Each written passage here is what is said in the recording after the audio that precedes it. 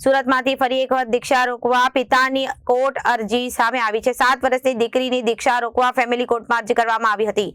પતિ પત્ની અને ઘર કંકાસને રહી દીકરી અલગ રહે છે અને 7 વર્ષની દીકરી માતા સાથે પિયર રહેતી હતી। સુરતમાંથી એક વખત દીક્ષા રોકવા પિતાની કોર્ટ અરજી 7 વર્ષની દીકરીની દીક્ષા રોકવા ફેમિલી કોર્ટમાં અરજી કરવામાં આવી હતી।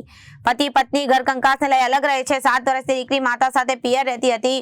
પિતાની જાણ બહાર દીકરીની મુંબઈમાં દીક્ષા નક્કી કરી દીધી હતી। 8 ફેબ્રુઆરી 2026ના રોજ મુંબઈમાં 63 દીક્ષાર્થીઓમાં સૌથી નાની સુરતની બાળકીની દીક્ષા પિતાએ દીકરીને વકીલ અથવા ડોક્ટર બનાવી। આગળ 22 ડિસેમ્બરના રોજ વધુ સુનાવણી હાથ ધરાશે। નિયમ મુજબ પિતા અને માતા બંનેની સંમતિ હોય તો જ દીક્ષા લઈ શકાય। સ્વાતિ મહેતા। સ્વાતિબેન, શું કહેશો 7 વર્ષની દીકરીને દીક્ષા એટલું યોગ્ય લઈને પિતા કઈ રીતે રોકવા માટે અરજી કરી છે, ત્યાં શું છે? પિતાએ ફેમિલી કોર્ટ સુરતની અંદર અરજી કરી છે। 7 વર્ષની દીકરી એટલે બહુ નાની ઉંમરની દીકરી છે।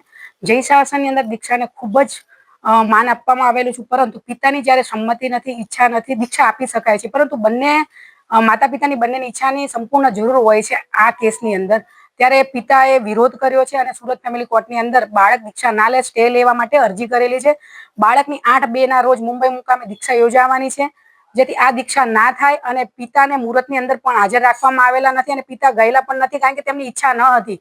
બાળકની પૂરતી ઈચ્છા છે કે બાળક ભવિષ્યમાં ભણી અને સારી વકીલ કે ડોક્ટર બને, પરંતુ બાળકને 1 ધોરણ સુધી અભ્યાસ કરી આવીને ઉઠાવી લેવામાં આવેલી છે, જેથી તાત્કાલિક ધોરણે નામદાર કોર્ટની અંદર સ્ટે લેવા માટે હાલની અરજી કરવામાં આવેલી છે। પિતાની શું ઈચ્છા છે, ધમકી શું મળી રહી છે, બાળકીને શું બનાવવું છે? બાળકીને તેમને આગળ અભ્યાસ કરાવવો છે અને પછી આગળનું ભવિષ્ય તે નક્કી કરવા માંગે છે, પરંતુ પિતાને અરજદારના ભાઈ એટલે કે માતા દ્વારા એના ભાઈ દ્વારા અનેક ધમકીઓ મળવામાં આવે છે કે જો દીક્ષાની અંદર તમે વચ્ચે આવશો તો પછી તમારું આગળ શું થાય છે તે ખબર નહીં પડે, જેથી પિતાએ ગભરાઈ છે સુરત પોલીસ કમિશનરની અંદર પોતાની સિક્યુરિટી અને સેફટી માટે અરજી કરેલી છે।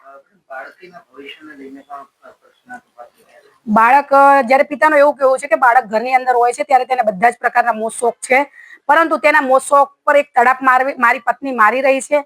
બાળકને ટીવી જોવાની પણ ઈચ્છા છે, બાળક મોબાઈલની અંદર પણ જોવે છે, બાળક નીચે રમવા પણ અન્ય બાળકો સાથે જાય છે, ત્યારે આ બધી વસ્તુથી બાળકને સતત રૂમની અંદર રાખી અને ધર્મનું ભણાવવા માટે ખૂબ જ દબાણ ઊભું કરતી આવેલ છે।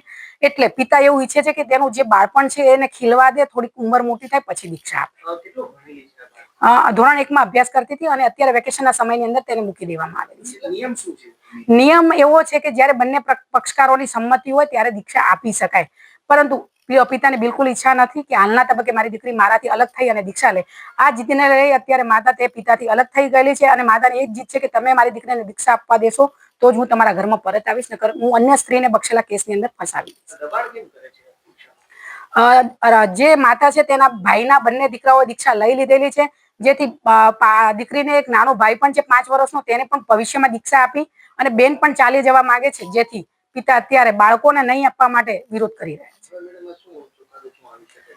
ચુકાદો જે સેન્સિટિવ ઉંમર છે એટલે અમે એવી આશા રાખીએ છીએ કે નામદાર કોર્ટ દ્વારા સ્ટે આપવામાં આવે। પોલીસની અંદર અરજી એ પ્રકારની છે કે ધમકીઓ આપવામાં આવી છે, પિતાની આર્થિક પરિસ્થિતિ બહુ જ ખરાબ છે, જેથી તે કોઈ જગ્યા પર પહોંચી ના શકે તે આશયથી અનેક રીતે મોટા માથા ભારે વગ ધરાવતા લોકો દ્વારા પણ દબાણ ઊભું કરવામાં આવે। હા, એવી જ્યારે માતા દ્વારા ધમકી આપવામાં આવેલી હતી કે જો દીક્ષા નહીં આપવા દો તો તમને 498 સ્ત્રી પ્રતિબંધ ધારા અધિનિયમ હેઠળ ડોમેસ્ટિક વાયોલન્સ એક્ટના અનેક કેસોની અંદર ફસાવી દેશે। Reporter Arvind Rathod, Janadesh News, Surat.